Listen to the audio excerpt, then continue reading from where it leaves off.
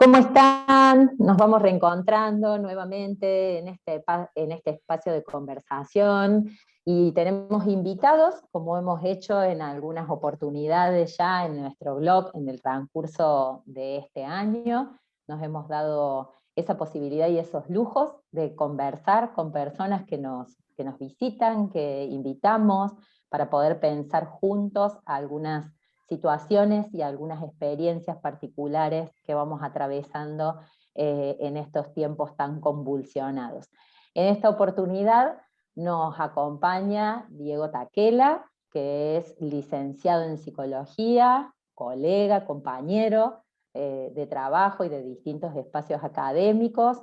Diego también es especialista en psicología clínica por el Colegio de Psicólogos de la provincia de Córdoba y de la Universidad Siglo XXI, y es docente universitario de grado y de posgrado en distintas universidades de aquí, de la ciudad de Córdoba, públicas y privadas, y también de la Universidad de Congreso con sede en Villa Mercedes. O sea que te van a conocer, Diego, por distintos lugares, ¿no? Por la Nacional, por la Siglo, por la Universidad de Congreso. Tu Uy, paso es sí. bastante abundante. ¿Cómo estás? Bien, hola. Un gusto verlas y saludarlas, encontrarnos nuevamente. Sí, mi paso, yo miro mi trayectoria y de ratos me asusto, eh, porque yo vivo pensando en cosas para hacer siempre para adelante y lo que estoy haciendo. Y hay un momento que paro y digo, ah, claro, y a veces Todo me eso sorprendo. Sí, todo eso. Bueno. Sí, entonces, bueno, son muchos los espacios que transito y que transito con mucho gusto, porque creo en esto, creo que la profesión se construye entre todos y que, bueno, si yo sé algo y tengo un conocimiento es para compartirlo, no para quedármelo. Y porque si el conocimiento lo podemos hacer circular, construye más conocimiento y eso me parece que está bueno. No. Bueno, justamente por eso en este momento te hemos convocado para pensar en uno de los desarrollos que vos venís haciendo como investigador inquieto que sos, en la temática que si la tenemos que poner un título, la podemos llamar ciberpsicología, Así ¿cierto? es, así es. Empecemos por ahí. Sí, yo me doy cuenta de que hago ciberpsicología por allá por el 2015, 2016, que tenía un nombre esto, y cuando escuché ciberpsicología lo primero que pensé, dije, ay, ya se están inventando algo nuevo. Y siempre aparece la psicología con algo nuevo. Y cuando empiezo a profundizar y a ver un poco más, en este momento fue una charla que dio Raquel Ferrari, que fue docente también en la siglo XXI, en la siglo XXI en un congreso. Y cuando empiezo a escuchar la charla, yo digo, ah, claro. Y ella había estado en un espacio que yo presentaba un tema y me había dicho, ah, claro. Entonces ahí fue cuando me cae la ficha y digo, ah, esto que estoy haciendo encaja dentro de lo que es la ciberpsicología. ¿Qué sería? La ciberpsicología es la psicología aplicada a lo que nos pasa cuando interactuamos con objetos tecnológicos o a través de objetos tecnológicos. Esa es mi definición más cerrada y cortita para arrancar. Es decir, ¿qué es un objeto? O sea, un objeto tecnológico, porque puede ser un objeto teórico, puede ser un objeto cotidiano. Hay un trabajo de Donald Norman, que es un psicólogo norteamericano que hace psicología de los objetos, y él trabaja con la psicología del diseño y del diseño de una tetera, de un exprimidor, que son objetos cotidianos que usamos y cómo nosotros en esa interacción con ese diseño, con ese diseño, con ese objeto, interactuamos no solo con el objeto, sino con el diseñador, con el fabricante, y como usuarios hacemos una apropiación de ese uso. Y eso se traduce a lo que hoy podríamos considerar objetos tecnológicos o las pantallas, como para hablar más en general, que tiene que ver con todos los celulares, los televisores inteligentes, las computadoras, los smartwatches y cualquier otro dispositivo tecnológico que se conecte sobre todo a Internet y que permita esta intercomunicación. Entonces, ¿qué nos pasa a nosotros con esos objetos y con lo que hacemos con esos objetos o cómo nos comunicamos a través, como por ejemplo en una videoconferencia como esta? ¿Y qué nos pasa? Y bueno, nos pasan un montón de cosas. Y algunas de las cosas que nos pasan están, esto es lo más interesante de todo esto, es que detrás del diseño de las aplicaciones, del diseño de las pantallas, del diseño de los dispositivos, hay un montón de psicología detrás. Hay un montón de psicología pensando en objetivos que están asociados a, o sea, sin hacer un juicio de valor sobre si está bien o está mal esto, eso se puede hacer a posteriori y lo puede hacer cada quien. el objetivo que tiene para mí la ciberpsicología es entender esto. O sea, detrás de esto hay una economía que está basada en una economía de plataformas. Se han dado en los últimos 10, 15 años un gran cambio en cómo funcionan ciertos modelos económicos, ¿sí? No es que dejamos el capitalismo, sino que hemos pasado a un capitalismo diferente. La publicidad que antes pasaba por los medios clásicos y tradicionales, ahora se mueve por Internet y por las redes sociales. Y ese paquete que se llevó el 80% de la publicidad a nivel mundial, tiene un manejo de un capital económico y de un poder muy grande, pero para que eso se mantenga necesita que los usuarios sigamos pendientes de las pantallas. Entonces los diseñadores en esto lo que buscan es lograr nuestra mayor permanencia con atención en las pantallas. Ajá. Entonces, básicamente eso es lo primero que nos da un marco a lo que nos pasa. Lo segundo que nos pasa es que, bueno, por ejemplo, con la pandemia nos vemos obligados a estar interactuando mucho más por las pantallas que presencialmente, o esto que podríamos estar en un bar conversándolo, bueno, se traduce en esto, en 3 locaciones, y cada uno de nosotros desde nuestro lugar, con nuestra atención puesta en la pantalla, pero también en un entorno. ¿Sí? Y que este entorno en el que estamos, de golpe forma parte del entorno de ustedes, y el entorno de ustedes puede formar parte del mío. ¿Sí? Entonces es como esa complicación de qué pasa con nuestra atención, qué pasa con nuestra percepción para esto, cómo configuramos este nuevo espacio, que ya no es el espacio del encuentro en un consultorio, en un aula, sino que es una especie de espacio virtual. Digo, esta diferenciación entre el que lo real era lo material, lo físico, lo concreto, en el encuentro cuerpo a cuerpo, y la virtualidad, lo que pasaba en la pantalla, no es real, se usó mucho para defendernos de lo que eso funcionaba entre nosotros, lo que producía, ¿no? Pero ahora ya no nos sirve esa polarización. No, eso son distinciones que hacemos a veces teóricamente. Y entonces decimos, bueno, vamos a estudiar qué pasa en el mundo ciber o en el mundo virtual. Y después cuando, a ver, si nosotros vemos que hace un tiempo atrás, debe ser 10 años, salió, no sé si se acuerdan ustedes, la teoría de las neuronas espejo.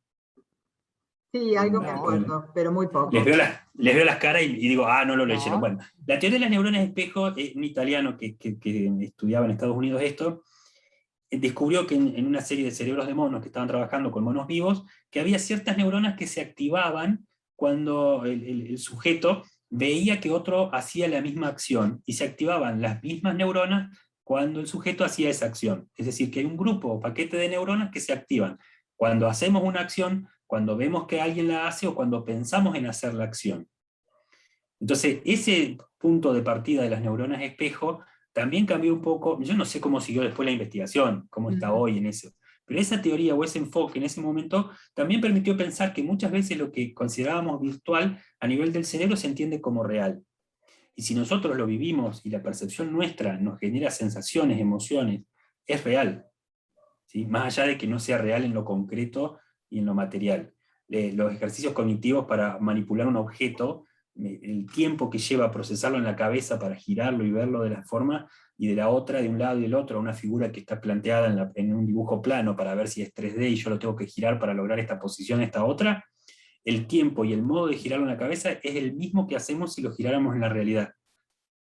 Entonces, en ese sentido, es que cambió esta percepción de lo virtual como algo alejado en lo teórico, ¿no? Sí, y después sí, en lo defensivo es buenísimo pensar que lo que pasa en la pantalla queda en la pantalla y no me afecta, ¿no? Eso es una defensa como muy, muy natural. Y también tiene que ver, a ver, hay un efecto que lo estudió Mary Aiken, ¿sí? Que es una de las primeras ciberpsicólogas, que ya trabajaba con ciberpsicología aplicada a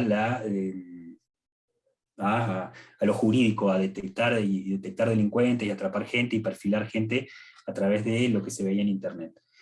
Y ella habla de que en Internet hay un efecto de desinhibición. El efecto de desinhibición que por ahí es algo que justifica o explica muchas veces los niveles de agresión en los mensajes o en los comentarios, ¿sí? Y esa creencia de que lo que sucede en la pantalla no debe ser para tanto, porque un comentario del otro lado se percibe como muy agresivo, y la sensación y el enojo y el malestar es lo mismo que si me lo hubieran gritado en la calle. En 2017 y en 2019 hicimos con Enrique Virdó un relevamiento de agresiones percibidas en redes sociales, y nos centramos básicamente en mujeres, porque lo comparamos con un estudio que había hecho la Defensoría del Pueblo acá en Córdoba, que había visto agresiones a mujeres que, digamos, en la situación de calle. Entonces digamos, el estudio en la calle lo que daba es de que las probabilidades de que una mujer sea acosada, agredida de alguna manera verbalmente en una parada de colectivo eran altísimas. O en el colectivo que sucediera alguna situación de acoso, incluso con un contacto corporal no solicitado. Y la respuesta, ¿sí?, de pedir ayuda, de solicitar a la autoridad que intervenga o de hacer algo, era muy baja, ¿sí?, en el colectivo, en la parada de colectivo. Y nosotros vimos que ese porcentaje se repetía lo que sucedía en Internet. Cuando uno está en un foro, en una red social como Facebook, y hay un comentario agresivo sobre una foto, sobre un posteo mío, o lo que sea, las probabilidades de que la mujer también recurra a alguien o pida ayuda son las mismas que afuera, son muy bajas. O sea, básicamente no hacen nada, se quedan con la agresión percibida y no responden. No es que los hombres respondan más, o sea, no lo sabemos, digamos, pero sí sabemos que ese nivel de respuesta en el mundo concreto de la parada de colectivo es el mismo nivel de respuesta y el mismo tipo de respuesta que en las redes sociales. Como Sí. si hubiera una transformación de las actitudes, de las acciones, de los modos de sentir en uno y en otro, y que también producen como una posibilidad de pensar cómo uno responde en un escenario y en otro escenario, ¿no? Sí, y muchas veces, si estamos en una situación cotidiana, en un bar, en una reunión, y escuchamos una conversación, es muy difícil que nos paremos y que intervengamos, y le digamos al otro grupo o a la otra mesa de conversación, yo pienso tal cosa sobre lo que vos estás diciendo. En cambio eso en Twitter, en Facebook, y sobre todo en Twitter, es muy probable que yo comente, o sea, y le diga, ¿sí? Sin conocerlo, sin tener ningún tipo de relación previa. Hola, ¿cómo te va? Yo soy Diego Taquela, mirá, quería comentarte sobre lo que vos dijiste. No, bala, directo, ¿sí? Qué bueno lo que pusiste, me encantó lo que dijiste, a ver, porque no necesariamente las interacciones son siempre agresivas o descalificantes, ¿no? En Twitter se ve mucho más la agresión y el enojo, y la descalificación permanente, porque se genera como un escenario donde es más posible discutir y comentar y todo. Y el anonimato es más simple de lograr, digamos, es más fácil una cuenta de Twitter anónima.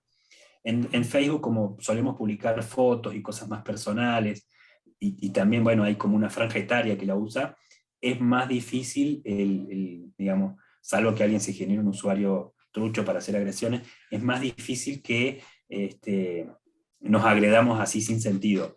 Sí hay más agresiones que están agrupadas de manera bastante orgánica, con temas puntuales, donde la gente se agrupa, por ejemplo, en pro de la defensa de algo que responde a su ideología. Y entonces, como están conectados entre sí por el algoritmo que les va mostrando lo mismo, cuando alguien ve que, no sé, agreden a los psicólogos, todos los psicólogos vemos eso, y hay muchos que responden ahí sin saber ni de qué se trata, o sea, y vamos todos juntos en defensa de nuestra idea, ¿no? En esto. Pero también tiene que ver con el efecto desinhibitorio, Claro. no con el efecto, o sea, todos comentamos, todos participamos, todos somos iguales en Internet. Esa es una idea. ¿Y eso propondría o favorecería la desinhibición? La desinhibición genera también eso, de que sí, de que estamos desinhibidos, y también hay otro efecto, ¿no? O sea, que también, a ver, esto está estudiado y está pensado así. La mayoría de las ofertas nos van a llegar a nosotros en horarios nocturnos, entre las 8, las 10 de la noche y hasta las 2 de la mañana. Por mail, por mensajes de WhatsApp, en Facebook o en Instagram, en la aplicación de compras, nos avisan de la oferta en horarios en los que ya estamos más cansados, más desinhibidos y más propensos a comprar.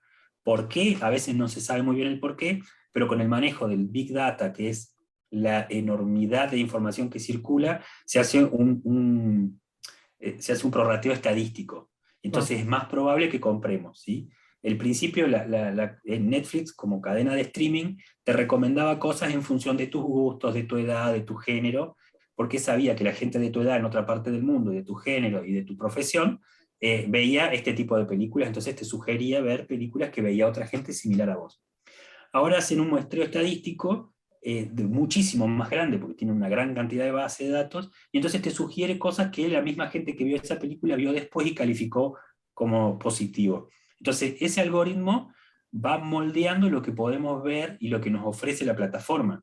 Entonces a veces para eso necesitamos romper el algoritmo y buscar desde otro lado para que nos muestre algo distinto, si no nos va mostrando siempre más de lo mismo y lo mismo que ve todo el mundo. Claro. Y uno cree que elige Y uno cree libremente. que elige, y uno cree que tiene libre albedrío para estas cosas. Hace muy poquito salió un juego, porque hay un grupo de investigadores acá en Argentina que se llaman a sí mismos El Gato y la Caja. Tienen una página web y tienen una idea de que el conocimiento es libre. Entonces publican libros, muy hermosos libros, no tengo ninguno a mano para mostrarles el diseño de esos libros. Son muy bonitos como objetos.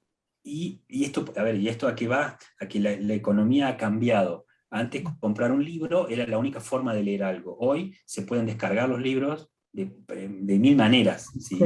Gratuitas, legales o no, pero se pueden descargar los libros. Entonces el conocimiento hoy ya no está contenido en los libros como en la época de las bibliotecas que se copiaban a mano, o como en la época en que las universidades debían ser quienes retenían el conocimiento y lo conservaban como grandes edificios. Entonces hoy el conocimiento circula libremente, entonces la forma de poder vender un libro y sacar algo de plata con eso, tener una economía rentable y poder soportar todo lo otro es que el libro tenga un plus. Y ese plus a veces es el diseño, ¿sí? Entonces ellos hacen unos libros muy bonitos. Entonces tienen uno sobre drogas, el abordaje de las drogas, desde lo legal, desde lo psicológico, desde lo médico. Sacaron otro libro que es hermosísimo, y que se llama Pensar con otros, y que hicieron toda una campaña de que si se vendían X cantidad de libros, le iban a mandar un libro a cada legislador en el Congreso de la Nación, y lo mandaron a todos al libro. Y la idea es de cómo hacer para discutir, a pesar de esta grieta que estamos atravesando. Muy interesante. Bueno, y mucho de ese libro se difunde y se discute en estas ideas de cómo hacer para combatir la pandemia de desinformación durante la pandemia, cómo evitar las polarizaciones y las discusiones absurdas donde nadie cambia de posición realmente, y las discusiones no se tratan de argumentar y de contraargumentar, sino de convencer. Y ahora sacaron un libro nuevo, en una tanda de libros que vienen sacando, que habla sobre la conciencia.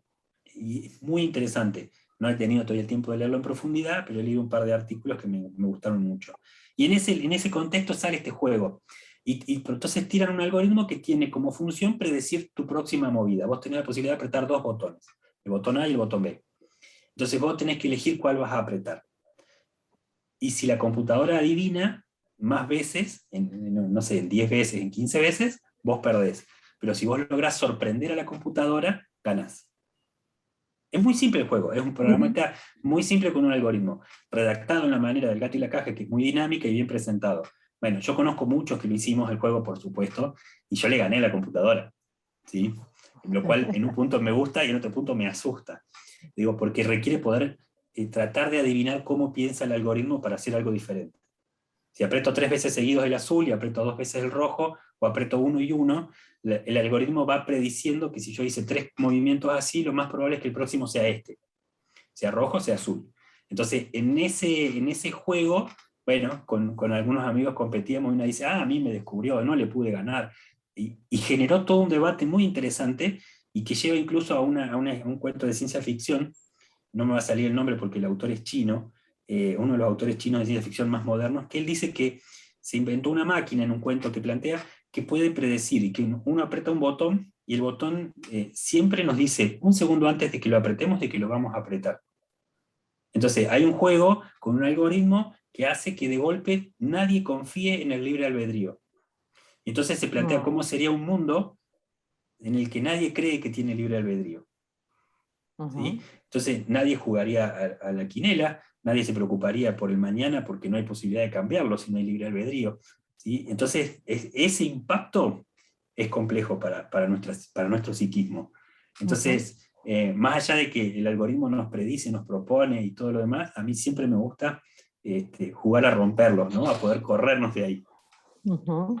Y a cambiar permanentemente.